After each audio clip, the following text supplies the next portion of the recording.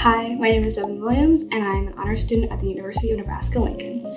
This summer, I participated in a study abroad program at Dongguk University in Seoul, South Korea.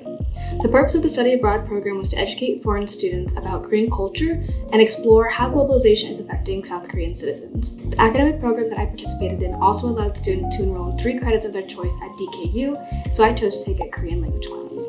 I wanted to study abroad in South Korea because I'm interested in the culture and I wanted an educational, immersive experience outside of the US. The program that I chose also gave students a lot of freedom outside of class, so I was able to explore Seoul and spend a majority of my time in whatever way that I saw fit. This video is going to be a summary of my experiences, what I learned about Korean society from living abroad, how Korea differs from my country, and a reflection of how this experience has improved me as a person. To understand the circumstances that I was in during all of my experiences, I want to first talk about the climate in South Korea.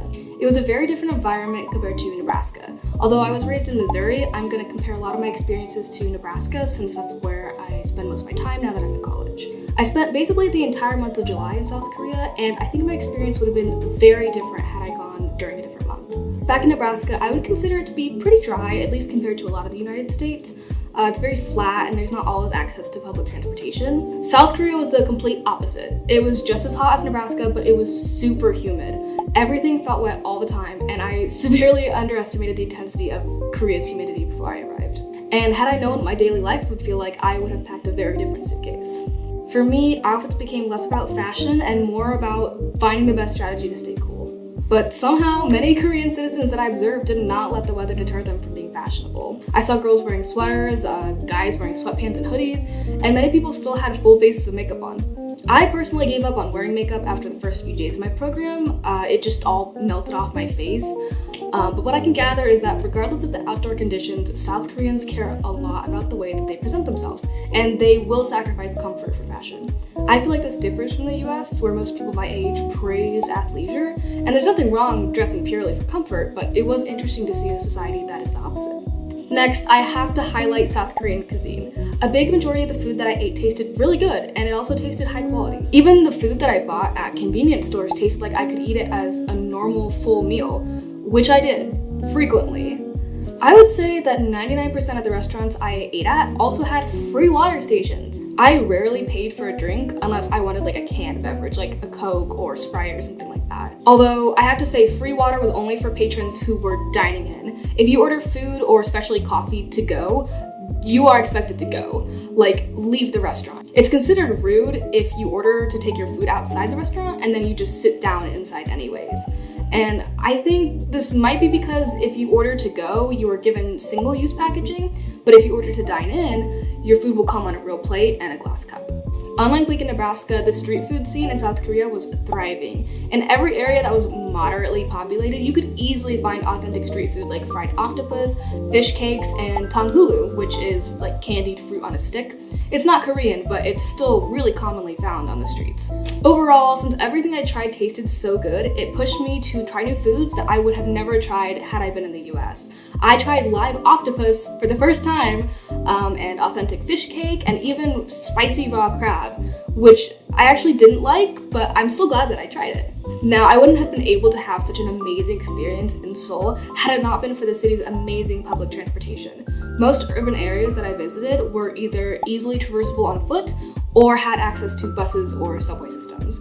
I will admit, buses could be a little nerve-wracking since drivers were aggressive, but I never actually felt genuinely unsafe. It could just occasionally be a bit of a crazy ride. I'd say there was never a dull moment on the campus bus route. Korean subways, however, I will long for the rest of my time in Nebraska. Although this is coming from someone who scarcely used public transportation before the study abroad program, I think the subway systems were amazing. They are definitely in my top 3 things that I will miss about Korea. I used an app called Naver to navigate between stations, and it made everything so easy. The trains were always on time to the minute, and were honestly very clean. I felt like the floors were clean enough to eat off of. Not in the sense that you would actually want to eat off of them, but if you dropped your phone, you wouldn't need to scrub it clean before using it again. After such a positive experience with public transportation, I feel much more confident using Lincoln's bus services. Even though I can't expect them to be as efficient as the ones in Korea, I feel like I would be a lot more likely to actually utilize the services now rather than being scared of them. Now I want to talk about what I was originally sent to Korea to learn about, culture and society. I knew going into this experience that I was visiting an East Asian country while coming from a Western country from the Midwest, and that I would be introduced to a lot of cultural differences. But to my surprise, I actually didn't undergo as much of a culture shock as I thought I would. Many aspects of Korean society are the same as my own society in the US, but these are some things that I noticed that differed. Respect. Koreans value respect above all other things. It factors in with eating etiquette, gift etiquette, and how you treat other people. Obviously, it's respect. Some things I learned about were that when you're eating and drinking and pouring drinks, there's certain rules that you have to abide to respect the older people that you're dining with. So if you're like one of the youngest at the table, or if there's someone older than you, you pour your drink. It's things like that. Another thing that came into play pretty much daily when I was abroad was giving and receiving things with two hands. So if I'm paying for something and I go to the cashier, I'm not just gonna hand them my money with one hand. I'm gonna give it to them with both hands, or I'm gonna give them my card with both hands, and they would receive it with both hands. The last thing, which I feel like we should definitely implement more in US society, is they treat the elderly and pregnant women with so much kindness and care. There's even special seats on like buses and subways that I noticed where it's designated specifically for the elderly or for pregnant women. And it's just honestly not something you see a lot in the US, and I think we should be implementing that more. Another factor related to public transportation is that a lot of people don't talk at all or talk very quietly on public transportation. And honestly, I really like this kind of difference in culture because although I don't use it a lot, US public transportation is so noisy and people are so disrespectful and it's always dirty. And this was absolutely not the case in Korea. If you were talking on the phone or talking a bit loudly, you would get looked at like that's disrespectful. The people I was with a few times, other foreigners, got looks for talking loudly on public transportation. And that's kind of leading me to something else I wanted to talk about is foreigners and how they're treated in Korea.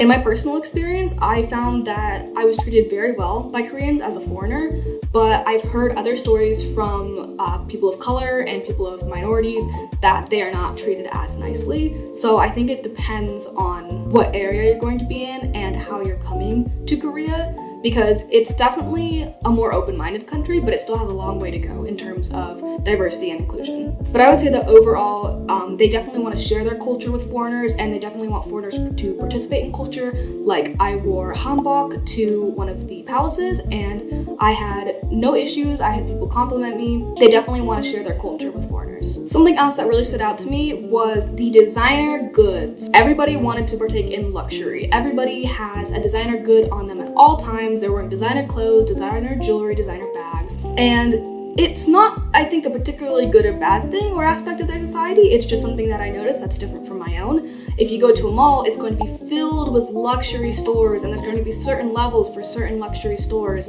And in the US, it's more of a commodity. Like, you don't really see that as much unless you're in an area that's heavily populated, like LA or Chicago or New York or somewhere like that. In Little Lincoln, Nebraska, it's gonna be really hard to find an Hermes store or something like that. Whereas in Korea, you just go to your local department store, you're gonna find every luxury brand you could think of. The other thing I want to point out is extreme body standards.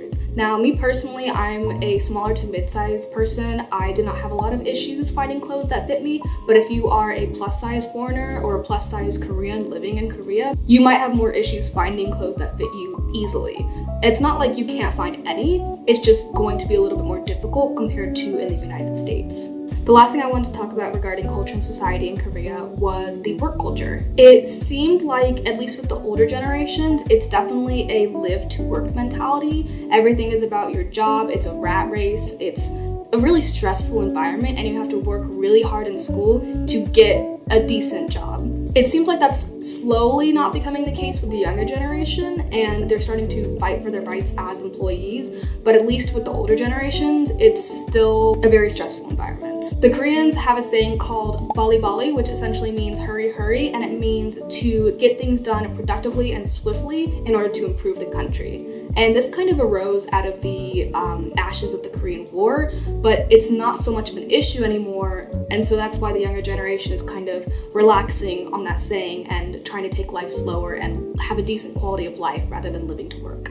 I spent 30 days in South Korea, and if I were offered to stay longer, I would not have thought twice about accepting. The cost of living was unbeatable, and the city of Seoul was beautiful. Even though I traveled into the city from DKU multiple times a week, I still feel like I barely scratched the surface of a cultural rich gem. Despite the beauty of Seoul, I also learned that under a sparkling exterior can be a stressful interior. Korean work culture is something that has much room to improve, and I hope that as globalization between Korea and the outside world increases, higher-ups will see that they need to make changes to their workflow to improve the lives of their employees. As I had hoped, by taking a Korean language class, I learned basic Korean during my study abroad program. I intend to continue my education in the United States because I think it will broaden my linguistic horizons and open doors for me to work abroad one day. I know it may seem silly that in as little as a month, your life can change so drastically, but I feel like a whole new person after this experience. I am a much more patient, open-minded person now, and I'm ready to keep trying new things. If you haven't already, hopefully one day you'll be able to travel to South Korea and have a life-changing experience of your own.